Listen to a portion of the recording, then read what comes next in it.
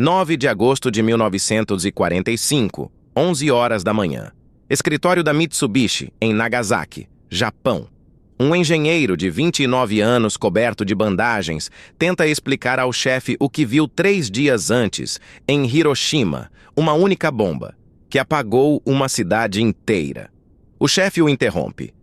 Você é engenheiro. Faça a conta.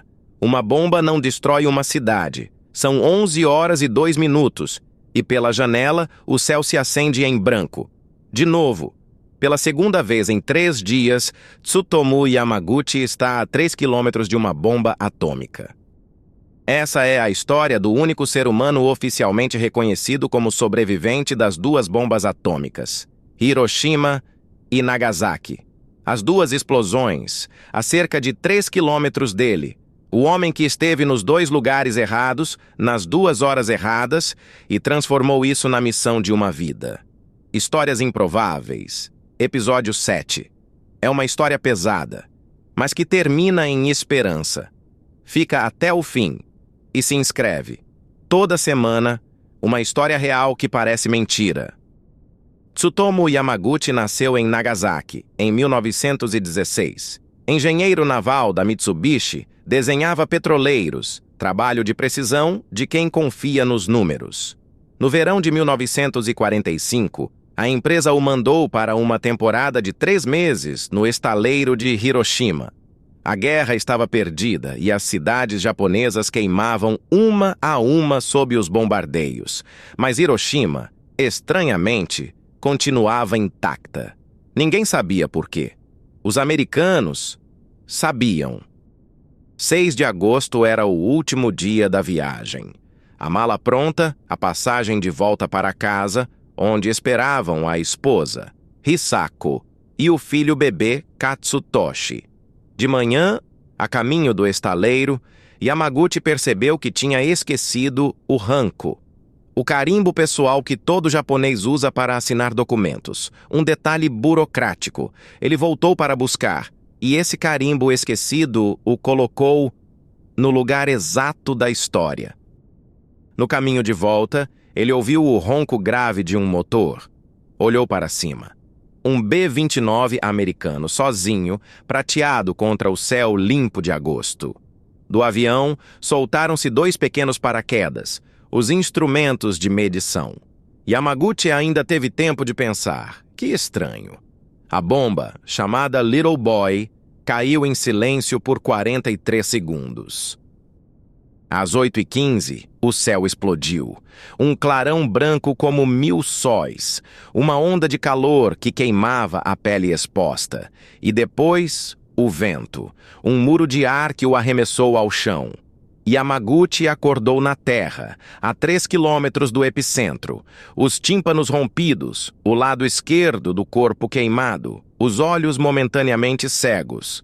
Quando a visão voltou, ele olhou para onde ficava a cidade, e Hiroshima não existia mais.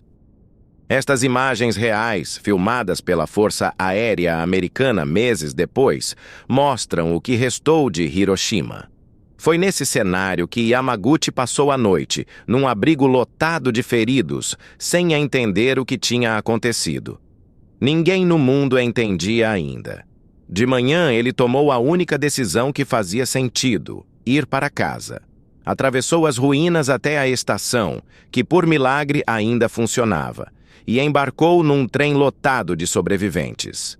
Destino: Nagasaki. Foram quase 300 quilômetros, uma noite inteira de viagem queimado e febril através de um país que ainda não sabia que tinha entrado na era atômica. Ele chegou a Nagasaki no dia 8, passou no hospital, abraçou a esposa e o filho. E na manhã seguinte, dia 9, fez o que um japonês de 1945 fazia, não importa em que estado estivesse. Foi trabalhar. No escritório da Mitsubishi, enfaixado da cabeça aos pés, Yamaguchi contou ao supervisor o que tinha visto. Uma única bomba. Um clarão. Uma cidade inteira, apagada em 1 segundo. O chefe balançou a cabeça. Aquilo era fisicamente impossível. Loucura de um homem traumatizado. Você é engenheiro. disse o chefe. Faça a conta.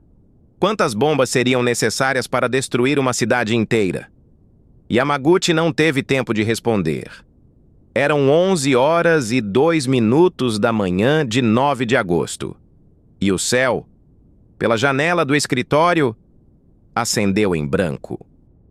A segunda bomba, Fat Man, explodiu sobre Nagasaki, de novo a cerca de 3 quilômetros de Yamaguchi. A onda de choque varreu o escritório e arrancou as bandagens do corpo dele. Dessa vez, ele sabia exatamente o que estava acontecendo. Atravessou uma cidade em chamas até em casa. A esposa e o bebê tinham sobrevivido. Estavam protegidos num túnel-abrigo. A colina atrás da casa segurou parte da explosão. A família inteira, contra todas as probabilidades, estava viva. As duas bombas, juntas, mataram mais de 200.000 pessoas. A imensa maioria, civis. Números que nenhuma conta de engenheiro poderia aceitar. Yamaguchi passou semanas entre a vida e a morte. Febre alta, queimaduras infeccionadas, surdez. Mas sobreviveu.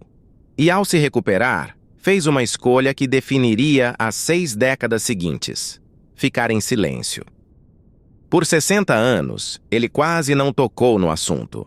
Trabalhou como tradutor durante a ocupação americana, depois como professor, e voltou a Mitsubishi. A dor ele escrevia em poemas tanka, no papel, para ninguém. Em 1957, foi reconhecido oficialmente como sobrevivente de Nagasaki.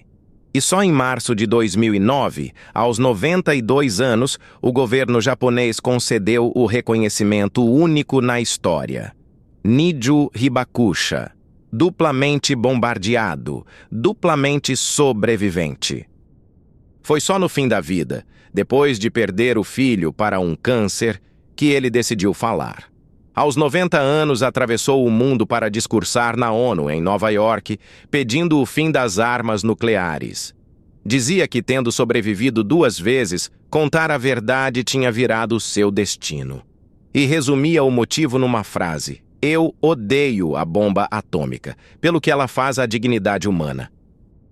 Tsutomu Yamaguchi morreu em 4 de janeiro de 2010, aos 93 anos, em Nagasaki, a cidade onde nasceu, que viu queimar e que viu renascer, como estas ruas de hoje.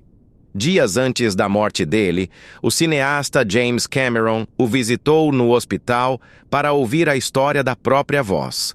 Até o fim, ele repetia que não era um herói, só um homem que sobreviveu e que por isso tinha uma dívida com os que não sobreviveram. Todo mês de agosto, o Japão solta lanternas nos rios, pelas vítimas daquelas 2 manhãs de 1945. E entre elas, sempre haverá uma para o homem que esteve nos 2 lugares errados, nas 2 horas erradas. E transformou o pior azar do mundo em testemunho. Se essa história te tocou, a próxima é mais leve. Prometo. A mulher que sobreviveu ao naufrágio do Titanic. E depois a mais 2 naufrágios de navios gigantes.